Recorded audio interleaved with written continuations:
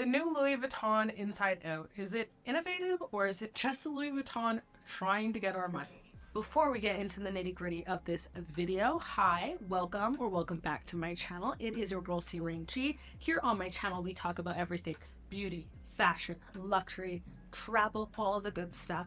So definitely, if you aren't already a subscriber, go ahead down below and subscribe to my channel. Turn on the little bell notification so you never miss a video.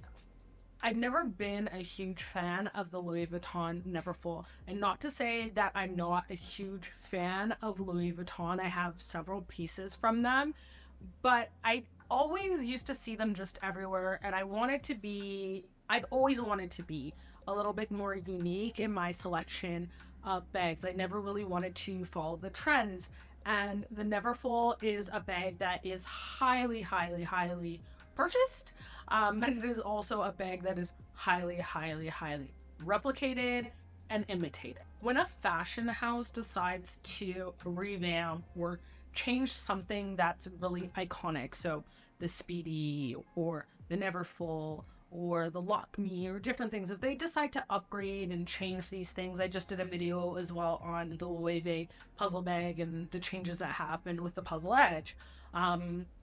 We have to look as consumers of these products to see like why these changes. When I personally think of Louis Vuitton, I think about travel. They have been known for their trunks. I think they're iconic in terms of trunks, and I love a lot of their trunk bags. Kind of want one. I don't know. Maybe I want one, maybe I don't. The Neverfull was never intended to be this bag that girls were going to be out at brunch, walking the dog, maybe a mommy bag, I don't know, all of these different things. The Neverfull was never intended to be that. It is a travel bag.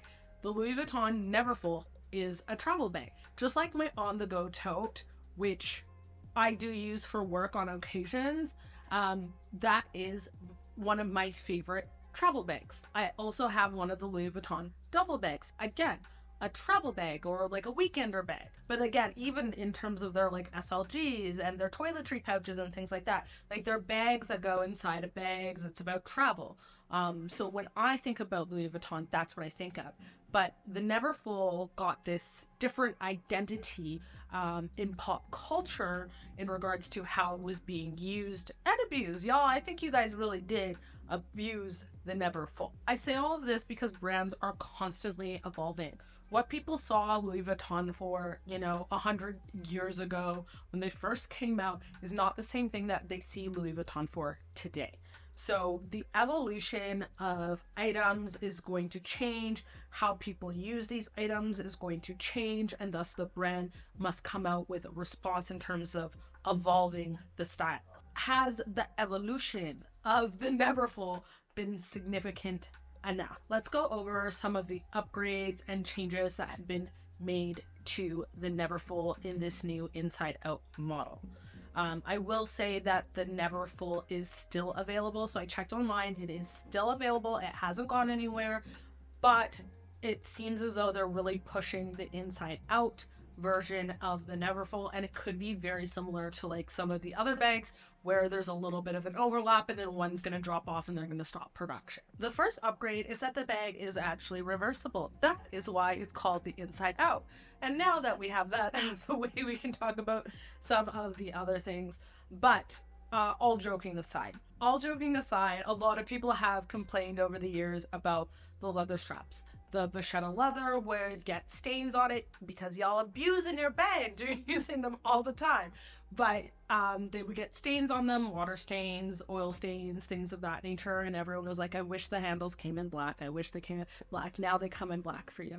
In regards to the colorways that we'll see this bag come in, it's going to be black, brown, and pink grained leather, with the opposite side being the LV monogram. Then we'll also see the striped interior with a pink, orange, and a brown, a light tan color with the monogram as well. You're still going to have the ability to cinch that side in to make it have that more boxy look if you want, versus that kind of like winged out look. It's not overly winged out, but you know what I mean. And of course, like the traditional bag, you're going to get the clasp across the top, which is a closure, and then the interior pouch. as well, which will come in a variety of different options depending on the colorway that you choose.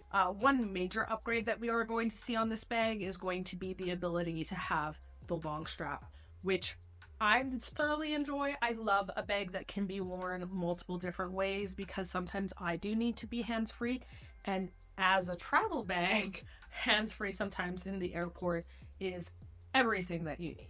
This bag is going to come in 3 different sizes, so that will be the BB, the MM, and the GM, so the big one as well. So we're not losing out on size. The price point on this bag is going to be between $23 to $3,000. In comparison, the original Neverfull currently sells in the MM size for about $2,000. So you are seeing a slight price increase, but I guess you're technically getting 3 bags because you get the pouch and then you get the inside out bag, so you're getting 3 bags versus really 2. In regards to price point on this bag, I do think that it is priced appropriately. That is one thing that I will say about Louis Vuitton, is that most of their items are usually priced appropriately based off of the current market. Other people could do crazy things, but Louis Vuitton just kind of follows suit. So they're never really like the leaders of the charge of the price increases, or the leaders of the charge of saying that a tote bag should be approximately $2,000. So let me just list off some of the alternates, and then of course, like always, I will put prices of those alternates, current prices of those alternates on the screen. Things can change. You guys may watch this video months later and things could have changed. So the first alternate that I would definitely say, a little bit more demure, a little bit more cutesy, reminds me of the leather side of the new inside out tote, would be the Saint Laurent Bold East West shopping bag in green leather. I think that's a great alternative to this bag if you're looking for something that's not so in your face, like it's not the Louis Vuitton print. That would be a great option. Also, the Gucci tote bag, another option, again, has the 2 straps, more so like the on-the-go tote. So it's got like the top handle and then the shoulder strap handles on that bag. Also the Celine's got a couple of bags.